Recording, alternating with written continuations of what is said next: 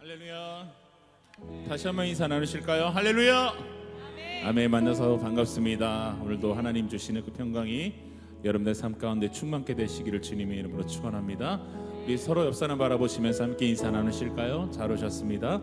반갑습니다. 귀한 날, 복된 날 되시기 바랍니다. 오늘도 이 시간 우리가 하나님을 예배할 때 이곳 가운데 하나님의 나라가 임하고 또 하나님의 영광으로 충만한 그런 시간이 되기를 간절히 소망합니다. 우리 시선과 마음을 온전히 주님께 두시면서 이 시간에도 우리가 주님 기뻐하시는 그 거룩한 산제사가 되기를 원합니다. 이 시간 우리 함께 찬양하시면서 그 주님 앞으로 함께 나아가겠습니다.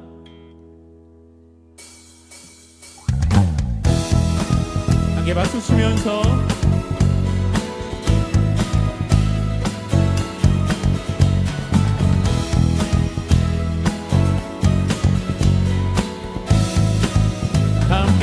옳은 길 따르라 옳은 길 따르라 의의 길을 세계 만민의 의의 길 이 길 따라서 살기를 온 세계에 전하세 만 백성이 나갈 길 어둠 밤 지나서 동튼다 만한 빛보아라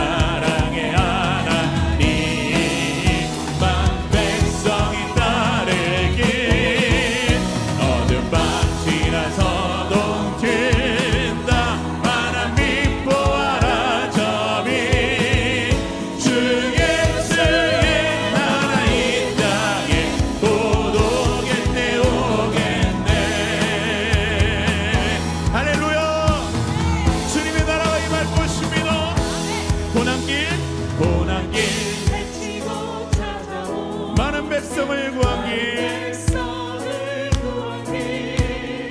모두 나와서 믿으며 온 세상이 마치 이 진리에 살겠네 어둠만 지나서 동튼다 만한 빛 보아라 저기 주 예수의 나라 이 땅에 고독했네 한 번 더 어둠 밤 지나서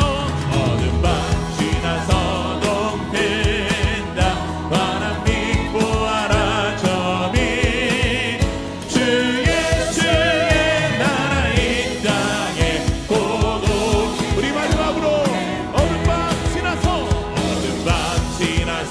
동튼다 환한 빛 보아라 저기 주 예수의 나라 이 땅에 고독했네 오게 주 예수 나라 주 예수의 나라 이 땅에 고독했네 오 마지막으로 주 예수의 나라 이 땅에 고독했네 오겠네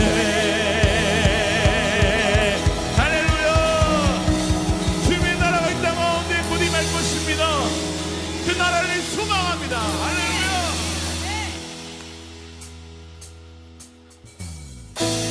함께 박수 치면서 모든 열방 가운데 소망이 되시며 우리 삶의 인도자 되시는 그 예수 그리스도, 그 충만한 이름, 그 거룩하신 이름을 다시 한번 선포하며 나아갑니다.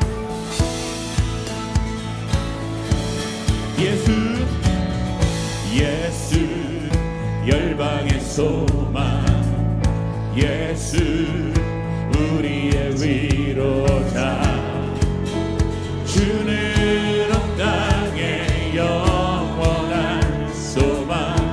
예수 어둠 속의 빛, 예수 어둠 속의 빛, 예수 변함없는 진리, 주는 온 땅의 빛이 되시네. 우리를 위해 죽으시고 다시 사신 생명의 주, 주님만이 소망이요 변함없는 반석이라. 주님만이 온 세상을 비추시네. 또 죽음에서 부활하신 우리 구주 평강의 왕, 주를 믿는 모든 자의 소망 되신, 함께 주를 믿네. 아멘. 다시 한번 믿음으로 선포합시다. 예수, 예수 열방의 소망, 예수, 예수 우리의 위로자, 주는 온 땅의 영원한 소망. 예수 어둠 속의 빛, 예수 어둠 속의 빛, 예수 변함없는 진리, 주는 온 땅의 빛이 되시네. 우리 위해 죽으시고 다시 사신 생명의 주, 함께 주님만이 소망이요 변함없는 반석이라. 주님만이 온 세상을 비추시네. 또 죽음에서 부활하신 우리 구주 평강의 왕, 주를 믿는 모든 자의 소망 되신, 주를 믿네, 주를 믿네. 아멘. 자, 우리 다시 한번 믿음으로 선포합니다. 우리를 위해 죽으시고 다시 사신. 자, 우리 옆 사람 바라보시면서 너를 위해 죽으시고 다시 사신, 나를 위해 죽으시고 나를 위해 죽으시고 다시 사신 생명의 주, 주님만이 소망이요 변함없는 반석이라. 주님만이 온 세상을 비추시네.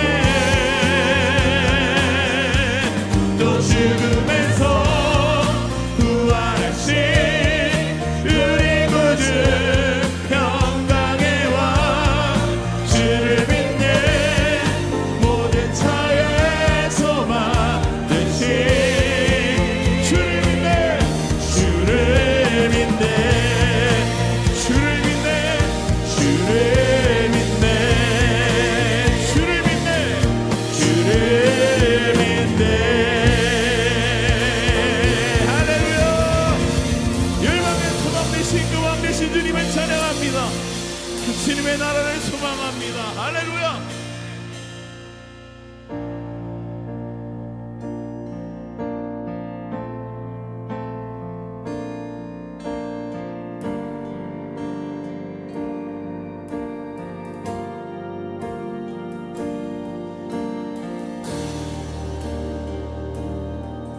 곧 임하실 하나님의 나라를 다시 한번 사모하시면서 우리 찬양으로 주 앞에 함께 나아갑니다.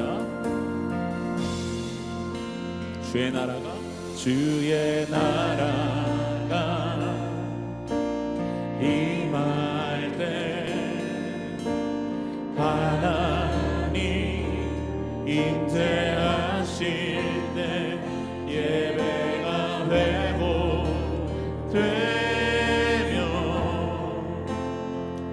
기적은 일어나네. 전능하신 주 영원하신 능력의 통치자 자유가 선포되어 주 백성 돌아오네. 하나님 나라 임하소서. 영광과 존귀 능력과 위엄 놀라운 사랑의 기적의 하나님 지금 이곳에 오소서.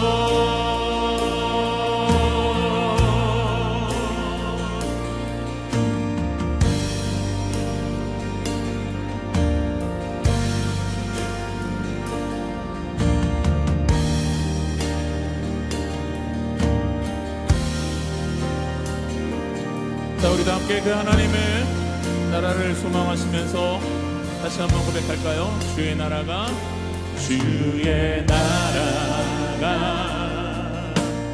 임할 때 하나님 임재하실 때 예배가 회복되며 기적은 일어납니다. 기적은 일어나네. 전능하신 주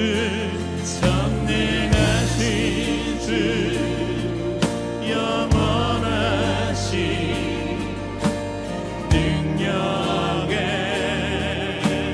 통치자 자유가 선포되어 주 백성 돌아오네. 하나님 나라 임하소서. 영광과 존귀 능력과 위엄 놀라운 사랑의 기적의 하나님 지금 이곳에 오소서. 하나님 나라 임하소서.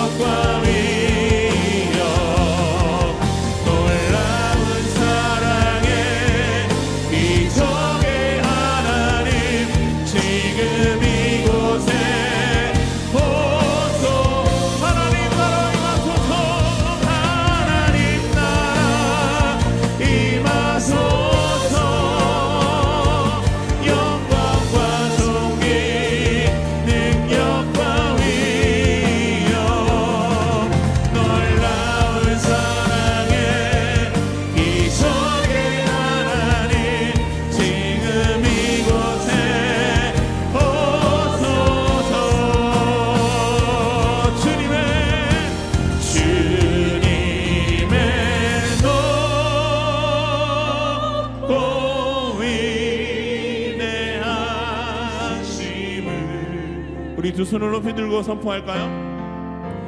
내 영혼이 찬양합니다. 찬양하네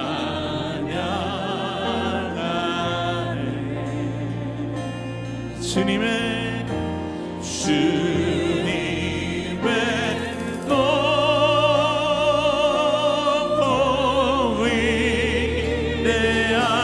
위대하심을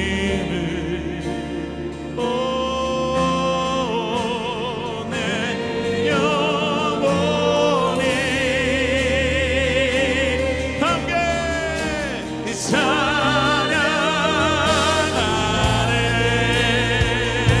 주님의 높고 주님의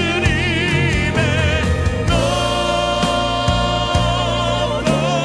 위대하심을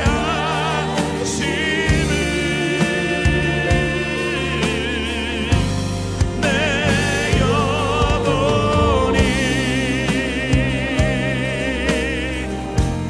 찬양하네 함께 선포합니다. 주님의 높고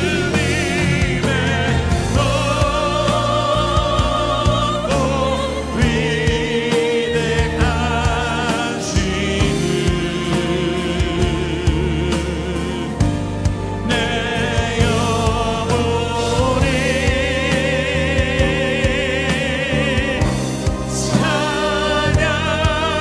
찬양하네.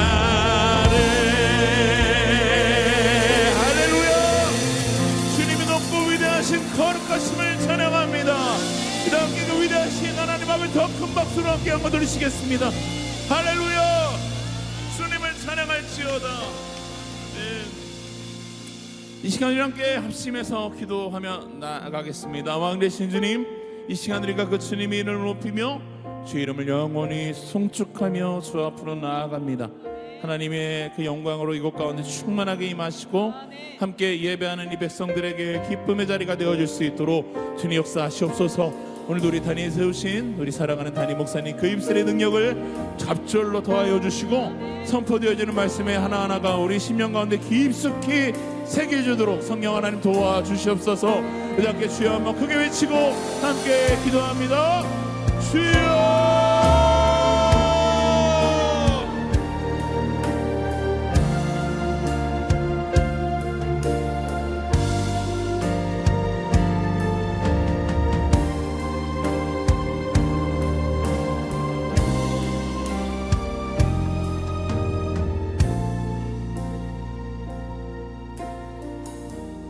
주님의 영광을 찬양합니다. 왕 되신 하나님께서 거룩한 주의 백성들을 은혜의 잔치로 불러 모아 주셨사오니 우리가 거룩한 예복을 입고 주님의 은혜의 보좌 앞으로 나아가게 하여 주시고 이 시간에 우리가 예배함을 통하여 주님의 높고 위대하심을 찬양하며 나아갈 때에 하나님 이 시간 가운데 하나님께서 임재하여 주셔서 이곳에 하나님의 나라가 임하게 하여 주시며 주님의 놀라운 능력과 기적의 하나님을 경험하는 시간 되게 하여 주시옵소서. 상하고 상처난 마음을 가지고 이 자리에 나왔습니다. 수고하고 무거운 짐짐자들아 다 내게로 오라 내가 너희를 쉬게 하신다라고 말씀하셨사오니 하나님 오늘 우리의 예배를 통하여 우리에게 참된 안식과 쉼이 경험되어지는 복된 예배 되게 하여 주시옵소서. 오늘 예배를 통하여 우리의 영성이 회복되게 하여 주시고 주님과의 친밀한 교제가 있게 하여 주시며 우리의 예배를 통하여 오직 하나님만 영광받아 주옵소서. 감사드리며 예수님의 이름으로 기도하옵나이다. 아멘. 자, 우리 이제 지난주에 이어서 마태복음 22장 15절에서 22절까지의 말씀입니다. 예수님께서 이 바리새인과 종교 지도자들에게 연달아 세 개의 비유의 말씀을 하셨죠. 여러분 기억하십니까? 첫 번째는 두 아들의 비유였어요. 그리고 두 번째는 포도원 농부의 비유. 그리고 세 번째는 우리가 지난주에 나누었던 왕의 잔치의 비유. 이 세 가지의 비유의 말씀을 하셨습니다. 자, 이 말씀을 들은 이제 이 바리새인과 성전 지도자들은 이 말씀이 패역한 자신들을 향한 날선 비판의 말씀이라는 것을 그들이 이제 깨닫게 되고 속이 부글부글 끓어오르게 돼요. 그리고 15절에 보시면 이에 바리새인들이 가서 어떻게 하면 예수를 말의 올무에 걸리게 할까 상의하고, 그러니까 예수님을 말의 올무에 걸리게 할까를 상의했다라는 거예요. 말의 올무라는 것이 뭡니까? 그러니까 예수님에게 굉장히 어려운 그러한 어떤 곤란한 질문을 던져놓고서는 예수님께서 대답하시는 것을 잘 들은 다음에 그 안에서 예수님의 이 말의 흠결을 찾아내고 꼬투리를 잡아서 예수님을 기소하겠다라는 그런 목적이 있었다라는 것입니다. 그래서 지난 21장에 보면은 한번 시도를 했지요. 한번 시도를 했습니다. 어떻게 했습니까? 예수님에게 다가가서 내가 무슨 권위로 이 일을 하느냐 이렇게 물었어요. 그렇죠? 자, 이것이 바로 말의 올무에 걸리게 하기 위한 첫 번째 시도예요.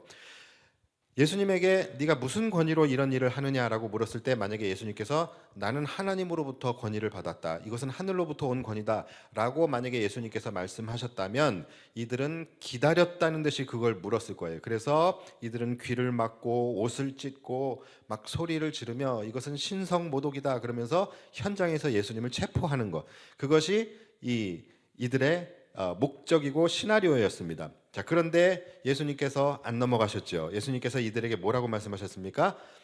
내 질문에 먼저 너희가 대답하면 그러면 나도 대답하겠다 이렇게 말씀하시면서 세례 요한의 권위가 어디로부터 왔느냐, 하늘로부터냐 사람으로부터냐, 이것을 물어보시죠. 우리 나눴던 말씀이에요. 기억나시죠? 예. 자, 이제 이렇게 말씀하심으로 이들이 어떤 대답도 하지 못하는 딜레마에 빠지게 이제 되었죠. 만약에 이들이 하늘로부터다라고 대답을 하게 되면 이들은 세례 요한을 하나님의 사람으로 스스로 인정하게 되는 거예요. 그래서 그렇게 대답할 수 없어요. 또 사람으로부터다, 땅으로부터다라고 이야기를 하면 세례 요한을 존경하고 그가 하나님의 사람임을 굳게 믿고 있는 수많은 군중들 사이에서 동요가 일어나게 되어져 있어요. 자, 그래서 이들은 어떤 대답도 할 수 없는 거예요. 그래서 한참 고민하다가 모른다라고 대답을 해요. 그래서 예수님께서도 그럼 나도 너희에게 대답하지 않겠다 이렇게 말씀하시면서 이들의 질문을 무력화시킨 일이 있었습니다. 이렇게 예수님의 놀라운 화법, 이 화법으로 이들은 완전 KO패를 당했어요. 자, 그리고 이들이 이제 씩씩거리며 돌아가서 우리가 왜 졌을까 하면서 자신들 반성하고 또 자신들의 패인을 또 분석하는 가운데 이들이 그러면 우리가 예수님의 화법을 우리도 한번 사용해 보자. 예수님의 이 화법을 우리도 조금 연구해서 정말로 예수님이 꼼짝 못할 만한 그런 딜레마에 빠질 만한 질문을 우리도 한번 만들어 보자. 그래서 이들이 함께 모여서 머리를 맞대고 상의를 하고, 그래서 정말로 예수님께서 꼼짝 못할 만한 질문 하나를 완성하게 됩니다. 그리고 그것을 가지고 이제 호기롭게 복수전을 하기 위해서 이제 예수님께 나아가게 돼요. 자, 오늘 본문 16절을 보면은 이제 나아가는 모습이에요. 자기 제자들을 헤롯 당원과 함께 예수께 보내어 말하되, 자, 이들이 이제 예수님께 가서 뭐라고 이야기를 하는지 한번 잘 들어보십시오. 선생님이여, 우리가 아노니 당신은 참되시고 진리로 하나님의 도를 가르치시며 아무도 꺼리는 일이 없으시니 이는 사람을 외모로 보지 아니하심이니이다. 자, 딱 봐도 많이 준비한 티가 나죠, 그렇죠? 옛날에는 처음부터 공격적으로 나갔어요. 네가 무슨 권위로 이런 일을 하느냐, 공격적. 근데 이제는 이들이 작전을 바꿨어요. 이들은 공격적으로 나가지 않고 처음에는 예수님을 한껏 지켜 세워주고 갖은 칭찬과 찬사를 이제 보내게 됩니다. 그렇게 해서 예수님이 경계를 풀고 방심하도록 하는 수법이었던 것 같아요. 자, 그러면서 이들의 이 말 속에는 굉장히 사악한 의도가 담겨져 있어요. 자, 이들의 이 말 속에는 어떤 메시지가 있냐면, 예수, 당신은 오늘 우리가 하는 질문에 반드시 피해가지 말고 답을 해야 할 겁니다. 이 메시지, 이 압박의 메시지가 담겨 있어요. 자, 뭐라고 이들이 이야기했죠? 우리가 아노니 당신은 참되시고 진리로 하나님의 도를 가르치시며 아무도 꺼리는 일이 없으시니. 자, 이 말이 무슨 말이에요? 당신은 항상 정직하고 질문을 피해 가기 위해서 얕은 꼼수를 쓰는 자가 아니라는 것을 우리는 알고 있습니다. 당신은 항상 정직하게 진리를 이야기하는 데에 있어서 그 어떤 꺼리낌도 없이 그 누구의 눈치도 보지 않는 사람이라는 것을 우리가 압니다. 이 이야기를 하는 거예요. 그러니까 그렇게 예수님을 인정하는 듯이 이야기하지만 그 말 속에는 뼈가 있죠. 뭡니까? 우리가 질문하는 것에 대해서 반드시 대답을 해야만 한다라는 무언의 압박이 지금 들어있는 거예요. 자, 그러니까 확실히 지금 이들의 전투력은 이전과는 달라요. 그렇죠? 지금 한층 업그레이드된 버전으로 지금 예수님께 지금 나아가고 있는 거예요. 자, 이렇게 해놓은 다음에 이제 본 질문에 들어가게 됩니다. 자, 그게 오늘 본문의 17절입니다. 그러면 당신의 생각에는 어떠한지 우리에게 이르소서. 자, 질문하겠습니다. 이겁니다. 가이사에게 세금을 바치는 것이 옳으니까 옳지 아니하니까 하니. 자, 질문이 생각보다 간단해요. 그렇죠? 가이사에게 세금을 바치는 것이 옳습니까? 아닙니까? 이걸 지금 물어보는 거예요. 자, 가이사가 누군지 아시죠? 가이사가 누굽니까? 바로 지금 이스라엘을 식민지 삼고 있는 로마 제국의 황제 이름이 가이사입니다. 이 가이사가 피지배 민족에 대한 수탈 정책을 펼쳤어요. 그래서 이 이스라엘 백성들, 유대인들은 엄청난 세금을 로마에게 빼앗기는 그런 상황이었습니다. 그러니까 로마에 대한 악감정, 이 악감정이 실제적으로 극에 달해져 있는 그런 상황 속이에요. 그런 상황 속에서 가이사에게 세금을 바치는 것이 맞냐 틀리냐, 이 질문은 굉장히 유대인들에게도 또 그들에게도 굉장히 예민하고 민감한 문제예요. 그러니까 이건 쉬운 문제가 아닙니다. 자, 그런데 여기서 이들이 사실은 더 야비한 짓을 했어요. 그게 뭐냐면 이 질문을 할 때 바리새인들이 누구를 대동하고 갔습니까? 그렇죠. 16절에 누구 이승훈 집사님이에요? 예, 야. 이따가 밥에다가 이거 같이 비벼 드세요. 공짜로. 예. 제가 마법 풀어드릴 테니까 살 안 찌니까. 예. 16절에 보면은 이들이 헤롯 당원들을 대동하고 와서 예수님께 이 질문합니다. 자, 이것은 지금 이들의 행동은 거의 막 가겠다라는 거예요. 지금 막장을 지금 가고 있는 겁니다. 왜냐하면 바리새인들과 헤롯 당원, 여러분 이 둘은 절대로 함께 연합할 수 없는 사람들이에요. 이들은 서로 상극에 있는 사람들입니다. 바리새인들이 누굽니까? 이들은 율법에 목숨을 걸고 로마에 항거하는 사람들이에요. 이들이 바리새인입니다. 그런데 헤롯 당원은 누굽니까? 말 그대로 헤롯을 지지하는 사람들에게, 헤롯에게 붙어먹고 있는 친로마 성향을 가진 사람들이 바로 헤롯 당원들이에요. 그러니까 이들은 서로 원수예요. 원수여야 할 이 두 집단이 지금 함께 연대를 하고 있는 것입니다. 뭐를 위해서? 누구 하나 죽이자고? 예수님 죽이자고 지금 이 일을 하고 있는 거예요. 그러니까 여러분들도 앞으로 살아가면서 함께 할 수 없는 자들이 함께 하고 있다? 그러면 여러분들 의심해 봐야 합니다. 분명히 그 뒤에는 뭔가 숨기고 있는 순수하지 못한 의도와 목적이 분명히 있는 거예요. 이들 보세요. 바리새인과 헤롯 당원들, 절대 같이 할 수 없는 자들이 같이 하는 거예요. 여러분, 인간이 이런 존재입니다. 인간이 자신의 이익을 위해서 또는 어떤 목적을 이루기 위해서는 자신의 적과도 얼마든지 거리낌 없이 함께 연대할 수 있는, 그것이 바로 인간의 추악함입니다. 그래서 항상 여러분들도 조심하셔야 되겠지만, 여러분들이 살아가면서 함께 할 수 없는 자들이 지금 함께 하고 있다? 그럼 반드시 그 안에는 순수하지 못한 의도가 있는 거예요. 얼마 전에 교회 앞에서 개와 고양이가 함께 걸어갔더라고요. 여러분, 이거는 의심해 봐야 되는 겁니다. 분명히 순수하지 못한 의도가 있는 거예요. 보통 함께 하지 못하는 자들이 함께 하게 되면 그 이유가 뭐예요? 원인이 뭡니까? 함께 이루어야 할 뭔가가 있는 거예요. 그러니까 함께 타도해야 할 공공의 적이 있을 때 이들은 적이라도 함께 연합할 수 있는 것입니다. 그러니까 바리새인이 지금 헤롯 당원과 함께 연합을 했다는 것은 이들이 함께 타도해야 할 공공의 적이 있다는 거예요. 그게 누굽니까? 바로 예수님이시죠. 그러니까 지금 예수님께서 십자가에 못 박혀 돌아가시게 하기 위해서 이 당시에 수많은 불편한 연합들이 이루어졌었어요.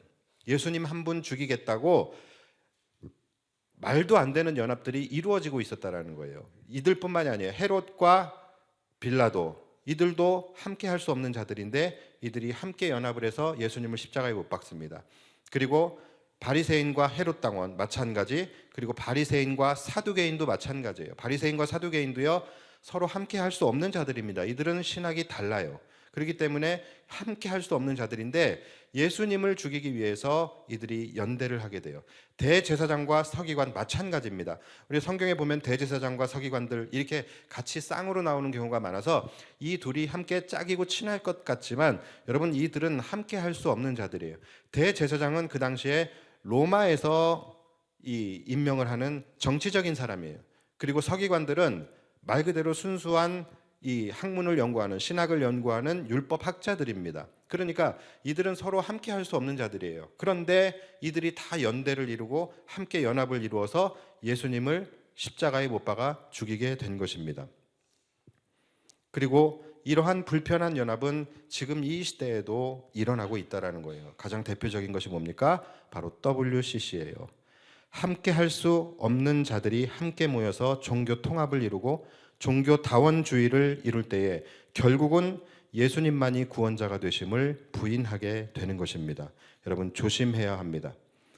제가 예전에 가장 싫어하고 비판했던 음식이 바로 김치 햄버거예요.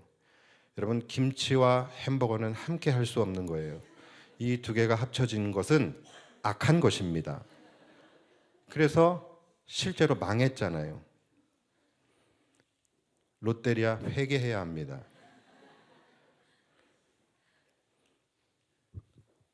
아무튼 이 바리새인들이 자신들의 숙적인 헤롯 당원들과 함께 와서 예수님께 지금 이 질문을 하고 있는 겁니다.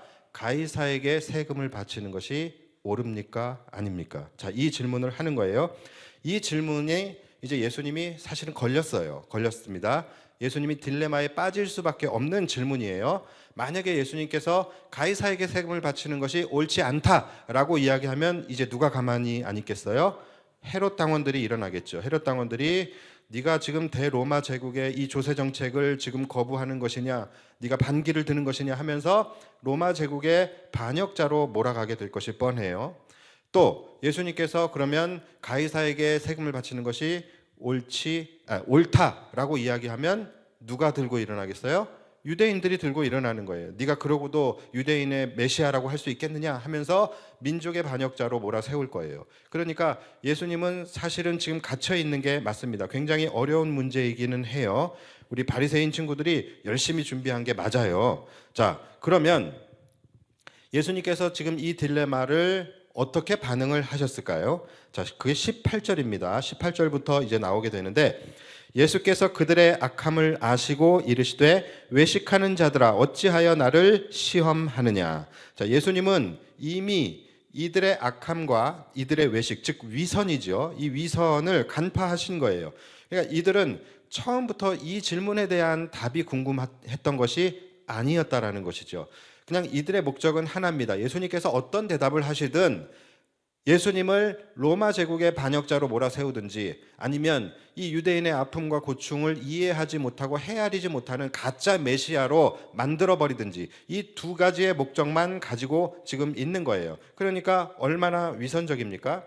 자, 예수님은 이들의 질문에 이제 이렇게 답을 하십니다.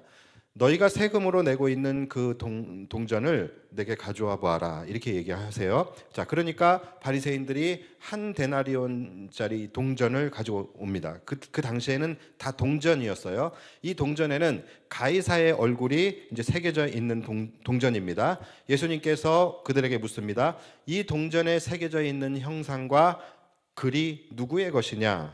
자, 그렇게 묻자 이들이 가이사의 것이니이다라고 대답을 합니다. 자, 그러자 이제 예수님께서 이 질문에 대한 결론적인 답을 이야기하세요. 자, 그게 21절입니다. 그런즉 가이사의 것은 가이사에게, 하나님의 것은 하나님께 바치라 하시니 그들이 이 말씀을 듣고 놀랍게 여겨 예수를 떠나가니라. 자, 우리가 잘 아는 말씀이죠. 자, 저는 처음에 이 말씀을 묵상하면서 예수님께서 지금 이렇게 답하셨다라는 것을 들으면서 뭐 딱히 별다른 말씀이 아닌 것 같고 특별할 게 없는 말씀인 것 같은데, 이 말씀이 그렇게 이들이 놀랍게 여기며 떠나갈 말인가? 라는 그런 생각이 이제 들었어요. 그러나 어쨌든 뭐 본인들이 놀랐다고 하니까 뭐 인식의 영역 아닙니까? 그러니까 우리가 인정해 주는 거예요. 아, 그런가 보다 하고 그냥 그렇게 넘어갔었어요. 자, 그런데 이 말씀을 깊이 묵상할수록 이 말씀이 정말로 놀라운 말씀이구나. 그리고 이 말씀을 들었을 때 이들은 예수님 앞에서 정말로 도망치듯 떠나갈 수밖에 없었겠구나 라는 것을 깨닫게 되었습니다. 자, 많은 분들이 이 말씀을 너무나도 잘 알고 있어요. 그리고 이 말씀을 묵상할 때에 해석을 어떻게 하냐면, 일단 질문이 뭐였습니까? 가이사에게 세금을 바치는 것이 옳습니까? 이게 질문이었잖아요. 그리고 예수님의 대답이 뭐였어요? 가이사의 것은 가이사에게 주어라. 이것이 예수님의 대답이었어요. 그러니까 대부분의 사람들이 이 말씀을 통하여 어떤 해석을 하냐면, 예수님의 말씀은 너희가 하나님의 백성일지라도 세상의 법을 무시해서는 안 된다. 너희가 하나님의 백성일지라도 세상의 권세자나 세상의 법과 체제에 순복하고 순응하고 순종할 수 있어야 한다. 이것이 예수님의 말씀이다라고 여기에 해석의 방점을 두는 분들이 많이 있습니다. 그리고 물론 그것도 틀린 해석이 아니라 맞는 해석입니다. 맞는 해석이에요. 자, 그러나 그것은 오늘 이 예수님의 대답을 50%밖에 이해하지 못한 것이라고 할 수 있어요. 예수님께서 그들에게 세금 내는 동전을 가져오라고 하시죠. 자, 그 동전에는 누구의 형상이 있었습니까? 가이사의 형상이 있었어요. 새겨져 있었어요. 그리고 글귀도 있었습니다. 그 글귀는 뭐라고 써 있었냐면, 티베리우스 가이사 신성한 아우구스투스의 아들이라고 이 글자가 새겨져 있습니다. 자, 예수님께서는 이제 그들에게 그것을 물었어요. 이 형상과 이 글귀가 누구의 것이냐? 그랬더니 가이사의 것입니다 라고 이야기를 했습니다. 자, 그렇다면 가이사의 것이니 가이사의 것은 가이사에게 주어라. 아무 문제가 없어요. 너무나 클리어합니다. 그렇죠? 자, 그런데 문제는 뭐냐면 바로 그 다음에 나오는 말씀이죠. 하나님의 것은 하나님에게 바치라. 자, 지금 이 동일한 구도로 지금 말씀하고 있는 거예요. 가이사의 것은 가이사에게, 하나님의 것은 하나님에게. 동일한 구도죠. 그렇기 때문에 우리는 이 하나님의 것은 하나님에게, 이거 역시 동일한 구도에서 우리는 해석을 할 수 있어야 되는 것입니다. 자, 그러니까 다시 말해서 하나님의 것은 하나님께 바치라. 이 말씀 앞에는 예수님의 이런 말씀이 생략되어져 있는 것입니다. 그들에게 묻는 거예요. 너희 자신에게는 그렇다면 누구의 형상이 새겨져 있느냐? 이것을 물으시는 것입니다. 동전을 보면서 가이사에게는, 이 동전에는 누구의 형상이 새겨져 있느냐? 이것을 물으셨다면 동일하게 너희 자신에게는 누구의 형상이 새겨져 있느냐를 물으시는 거예요. 가이사의 형상이 새겨져 있는 것이 가이사의 것이라면 하나님의 형상이 새겨져 있는 너희는 하나님의 것이 아니냐? 하나님의 형상이 새겨져 있는 너희라고 한다면 너희를 하나님께 드려야 되지 않겠느냐? 너희 자신을 하나님이 기뻐하시는 거룩한 산제사로 드리는 삶을 살아야 되는 것이 아니냐라는 것을 말씀하고 계시는 거예요. 어찌하여 그런데 너희는 가이사의 것은 잘도 인정하면서 너희의 주인 되신 하나님과 그 아들은 인정하지 못하는 것이냐? 이것을 지금 꼬집고 계시는 것입니다. 예수님은 지금 헤롯 당원들과 바리새인 이 두 집단 동시에 지금 직격탄을 날리고 계시는 거예요. 헤롯 당원들을 향하여서는 어찌하여 너희는 동전에 새겨진 가이사에게는 그렇게 숭배하고 인정하고 영광을 돌리면서 너희 몸에 새겨진 형상인 하나님께는 영광을 돌리지 못하고 있느냐? 바리새인들을 향하여서는 어찌하여 너희는 가이사의 것은 잘도 바치면서 어찌하여 너희는 너희 몸에 새겨진 하나님의 영광을 위하여서는 하나님의 것은 오히려 너희들이 도둑질하고 가로채고 있느냐, 이것을 묻고 계시는 거예요. 이 글귀에 써 있는 것처럼 티베리우스 가이사가 신성한 아우구스투스의 아들인 것은 그렇게도 잘 인정하면서 너희는 왜 하나님의 아들은 인정하지 못하고 있는 것이냐, 이것을 물으시는 거예요. 너희 입으로는 가이사의 형상이 새겨진 동전이 가이사의 것이라고 말을 했다면 하나님의 형상이 새겨진 너희는 하나님의 것이 아니냐? 그렇다면 너희도 하나님께 드려지는 거룩한 산 제물이 되어야 하거늘 왜 너희는 하나님의 주인됨을 인정하지 않고 너희 자신을 하나님께 드리지도 않으며 도리어 하나님의 영광을 가로채려 하고 하나님의 아들을 인정하지 않고 죽이려 드느냐? 이것을 말씀하고 계시는 거예요. 여러분, 이들은 예수님의 이 말씀에 무슨 대답을 할 수 있겠습니까? 아무 대답도 할 수 없었고 자신들의 추악한 민낯이 드러나고 자신들의 감추어졌던 위선이 까발려지는 이 상황에서 이들은 예수님 앞에 더 이상 있을 수가 없는 거예요. 그래서 도망치듯 떠나간 것입니다. 이들은 처음에는 예수님을 종교적인 문제로 올가매려고 했어요. 그래서 너희 이 권위가 누구에게로부터 온 것이냐, 네가 무슨 권위로 이런 일을 하느냐, 이렇게 물었어요. 그런데 실패했습니다. 그러니까 이들이 이번에는 종교적인 문제가 아니라 정치적인 문제로 예수님을 올가매려고 했었던 거예요. 그러나 예수님께서는 이 정치적인 문제를 다시 종교적인 문제로 끌고 와서 이들을 지금 비판하고 계시는 것입니다. 여러분, 우리는 이 말씀을 보면서 한번 깊이 생각해 봐야 돼요. 여러분들은 어떠십니까? 우리 모두에게도 하나님의 형상이 새겨져 있습니다.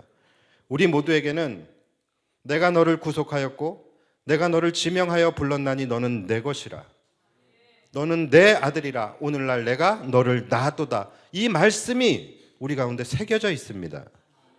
그렇다면 우리는 하나님의 것이고 하나님께 드려져야 하는 자들이에요. 그런데 여러분들은 하나님의 자녀로, 하나님의 소유된 백성으로 여러분들은 살아가고 계십니까? 여러분들은 여러분들의 몸을 하나님이 기뻐하시는 거룩한 산 제물로 드리고 계십니까? 우리 역시도 하나님의 백성이지만 우리는 이 세상 속에서 살아가요. 그렇기 때문에 가이사의 것은 가이사에게 주라는 그 예수님의 말씀을 우리도 순복하며 살아야 합니다. 그래서 우리는 이 세상의 권세자와 세상의 법과 체제 속에서 그것을 우리가 순종하고 순응하고 또 복종하며 살아야 하는 것이 맞습니다. 그러나 그것보다 더 중요한 것은 뭡니까? 하나님의 것을 하나님께 드리라예요. 우리 몸에 하나님의 형상이 새겨져 있다면 우리는 하나님의 백성으로 살아가야 하고 우리의 인생을, 우리의 몸을 하나님이 기뻐하시는 거룩한 산 제사로 드려야 되는 것입니다. 이것이 더 중요한 거예요. 그런데 많은 성도들은요, 가이사의 것을 가이사에게 드리는 것에 대해서는 너무나도 당연하게 생각하고 너무나도 잘 합니다. 그러나 하나님의 것을 하나님께 드리는 것에서는 너무나도 소홀해요. 그리고 그것에 대해서 심지어 부당하게 여기기까지 합니다. 쉬운 예로 우리 코로나 때 생각해 보십시오. 나라에서 요구하는 방역 수칙은 너무나도 잘 지켰어요. 그러나 하나님께 드려야 할 예배는 너무나도 소홀히 함으로 말미암아 신앙을 잃어버린 성도들이 지금 얼마나 많이 있습니까? 목숨 걸고 방역 수칙을 지켰다면 잘한 것입니다. 그런데 목숨 걸고 방역 수칙을 잘 지켰다면 하나님께 드리는 예배도 목숨 걸고 드렸어야지요. 그것이 가이사의 것은 가이사에게, 하나님의 것은 하나님에게 드리는 것이 아니겠습니까? 나라에 드리는 세금은 잘 납부하지만 하나님께 드리는 11조는 소홀하고, 나라의 권위는 인정하지만 그리스도의 교회의 권위는 인정하지 않고, 나라의 권세자들은 두려워하지만 하나님은 두려워하지 않는 그런 삶이 되어서는 결코 안 되는 것입니다. 가이사의 것은 가이사에게 주는 것이 맞습니다. 그러나 그것 때문에 가이사보다 크고 높으신 하나님의 것을 소홀히 하면 안 되는 것입니다. 우리는 지난 주간에 큰 아픔을 겪었습니다. 대통령이 탄핵되었어요. 우리 가운데서는 그것을 원했던 사람도 있을 것이고 원하지 않았던 사람도 분명히 있었을 것입니다. 그러나 진영을 떠나서 이념을 떠나서 이러한 일이 이 땅에서 우리나라에서 일어났다라는 것 그 자체만으로도 우리는 아파해야 합니다. 우리는 슬퍼해야 하고 이 나라를 부여잡고 비통해해야 하는 것이죠. 그러나 우리는 대한민국의 국민으로서 대한민국의 통치자들의 결정을 우리는 순종하고 순복하고 복종하고 인정해야 합니다. 그런데 거기서 끝나면 안 되는 거예요. 그와 동시에 우리는 이 위태로운 위기에 빠져 있는 이 나라도 하나님께서 다스리시는 하나님의 나라라는 것을 우리가 고백하며 이 나라를 하나님께 올려드릴 수 있어야 되는 거예요. 그것이 하나님의 것을 하나님께 드리는 것입니다. 그리고 그래야 하나님께서 이 나라의 주인이 되어서 상처난 이 나라를 회복시켜 주실 수 있는 것입니다. 그것이 여러분 가이사의 것은 가이사에게, 하나님의 것은 하나님께 드리는 거예요. 여러분 우리 모두의 인생도 마찬가지예요. 가이사의 것을 가이사에게 드릴 때 때로는 그것이 우리에게 부당하게 여겨질 수 있어요. 때로는 그것으로 인하여 우리의 삶이 힘들어지고 어려워지고 복잡해질 수 있습니다. 그러나 거기서 끝이 아니잖아요. 우리가 바로 가이사보다 높고 위대하신 하나님의 자녀 아닙니까? 우리가 하나님의 백성들이잖아요. 그렇다면 우리가 하나님의 것인 나의 인생을 하나님께 올려드리는 삶, 우리 몸을 하나님이 기뻐하시는 거룩한 산 제물로 드리는 삶을 살아야 되는 거예요. 그럴 때에 하나님께서 우리의 인생의 주인이 되셔서 무너진 우리의 삶을 회복시켜 주시는 것입니다. 나라의 통치자들로 인해서 이 사회가 때로는 더 힘들어질 수 있습니다. 더 시끄럽고 더 어려워질 수 있어요. 그러나 거기서 끝이 아니에요. 우리는 우주의 통치자이신 하나님께 이 나라를 돌려드릴 때 하나님께서 이 나라의 주인이 되셔서 이 나라를 회복시켜 주시는 것입니다. 가이사의 것은 가이사에게, 하나님의 것은 하나님께 드리라. 여기서 이 드리라의 단어가 바로 돌려드리라라는 단어로 되어져 있어요. 돌려드려야 되는 것입니다. 이 나라도 여러분들의 인생도 하나님의 것입니다. 하나님께 돌려드릴 때 우리 안에 회복이라는 것이 일어나게 되는 것입니다. 말씀을 마치겠습니다. 여러분 가이사의 것은 가이사에게 드리십시오. 때로는 그것이 마치 로마의 횡포와 같이 느껴지고 그것이 우리에게 부조리하고 부당하다고 느껴질 수도 있습니다. 그리고 그로 인해서 우리의 삶이 힘들어질 수도 있습니다. 그러나 우리에게는 가이사보다 높으신 하나님의 형상이 우리 가운데 새겨져 있다는 것을 여러분 잊지 마시고 그 다음 우리가 해야 할 것은 뭡니까? 하나님의 것을 하나님께 드리는 거예요. 우리의 인생을, 우리의 삶을, 우리의 주권을 하나님께 올려드리고 하나님의 것을 하나님께 드릴 때 가이사의 권세보다 뛰어나신 하나님의 권세가 우리를 지켜주실 것입니다. 우리의 삶의 진정한 치유와 온전한 회복의 삶이 펼쳐지게 될 것입니다. 여러분 이러한 은혜를 누리며 살아가는 저와 여러분들이 되시기를 주님의 이름으로 축복합니다.